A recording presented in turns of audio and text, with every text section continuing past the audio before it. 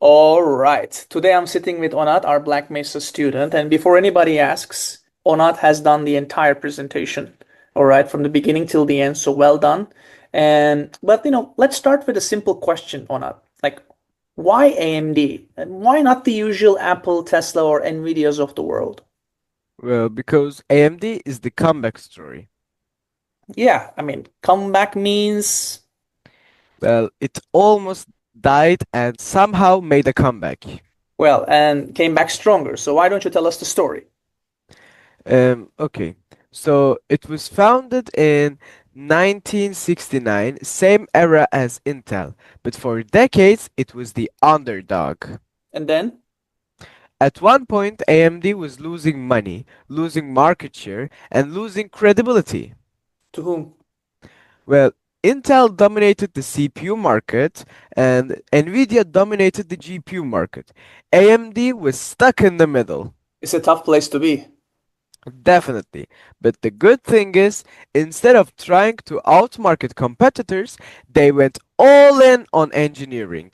Well, it's a classic move. When you cannot outspend, you can outthink, right? So rewind a little bit. Why, like, how did AMD even get into this game?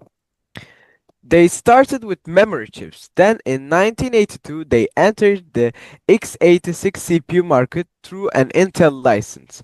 Imagine that Intel basically trained its future rival. That's like teaching your sparring partner and then inviting him to the ring, right? So fast forward to today. How is AMD performing? Very different. Around $25 billion in revenue in 2024, driven mostly by data centers and AI. They're no longer just PC CPUs. And what else? They are powering cloud infrastructure, AI workloads, and gaming consoles. Yeah, like Xbox and PlayStation, I think belongs to them. Yeah. And I remember in one of your slides, you mentioned 50% of the revenue is now coming from data centers, right? And that it has the highest growth as well. Exactly. So what And about for the the partnerships? Microsoft, Sony, Meta, Google, Dell, HP, these aren't nice to have partnerships.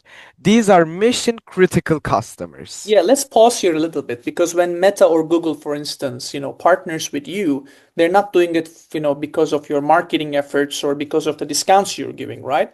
They're doing it because of trust. And because if your chips fail, the entire system will suffer. Yes, and that ties directly to AMD's mission. All right. But, like, don't read the entire slide, please. A lot of information here. Fair, I'll try to summarize what I wrote here. Mm-hmm. So look, AMD's mission is basically build insanely good products that push computing forward. Products like CPUs, GPUs, adaptive chips that actually perform faster, smarter, and more efficient. I like that you said adaptive, and that's quite flex.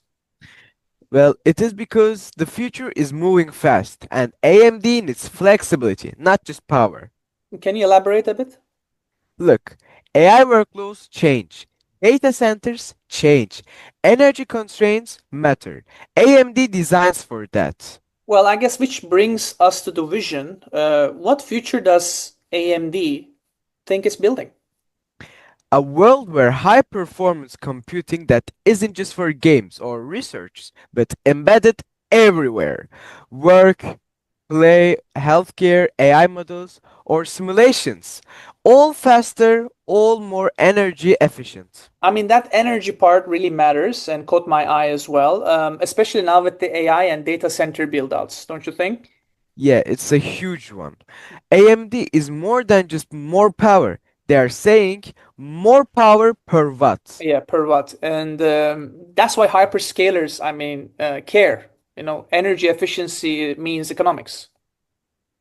And now what about the values? There are three values you have outlined here. Can you tell us more about them? First, engineering excellence. AMD is engineering led. Decisions are made by people who actually understand silicon, not just slides. Yeah, that already separates them from half of the market, I guess. And for the second, culture of execution. They deliver what they promise. Execution is hardest thing to do, and AMD is very good at that. I mean, execution always beats obviously inspiration, and everybody can do strategy, everybody can come up with ideas, but execution wins every time. Yes. And for the third point, diversity and inclusion. This is not about ticking the box, but AMD thinks it is a performance driver. Different perspectives lead to better problem solving, especially in complex engineering. And obviously, that's not accidental. Like Lisa Su, who's the CEO, obviously of AMD, built that culture really deliberately, and but we'll get to her later. Definitely. Right. All right. Let me summarize you brutally. AMD isn't loud, as far as I can understand. It's very precise. They know what they're doing. It lost early, yeah, that's true, and but learned deeply from their mistakes. And they brought the right leader at the helm, Lisa Su, and rebuilt itself around precision of engineering and the mission vision that you mentioned, as well as the core values of the company and the long term thinking. Yeah. That's exactly it.